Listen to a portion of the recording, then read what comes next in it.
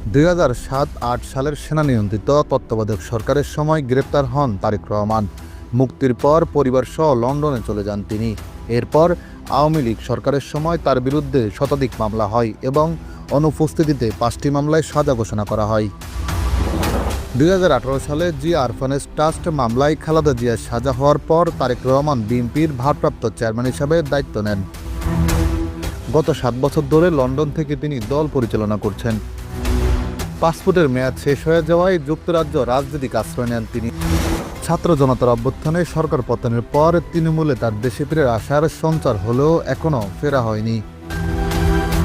এ নিয়ে সময় টেলিভিশনে দেওয়া এক সাক্ষাৎকারে বিএনপির পররাষ্ট্র বিষয়ক উপদেষ্টা হুমায়ুন কবির জানান, তারেক রহমান দেশে ফিরতে প্রস্তুত, তবে নিরাপত্তা এবং অন্তর্বর্তী সরকারের কাছ থেকে নির্বাচনের নিরপেক্ষ রোডম্যাপের নিশ্চয়তা প্রয়োজন। তিনি আরও বলেন, তারেক রহমান ব্যক্তিগতভাবে নিরাপত্তাহীনতায় ভুগছেন না, তবে আন্তর্জাতিক এবং দেশীয় পর্যায়ে কিছু হুমকি রয়েছে।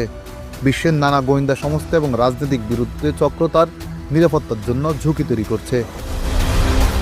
অবশেষে হুমায়ুন কবির দৃঢ়ভাবে বলেন, চাপ যতই থাকুক তারেক রহমান অবশ্যই দেশে ফিরবেন।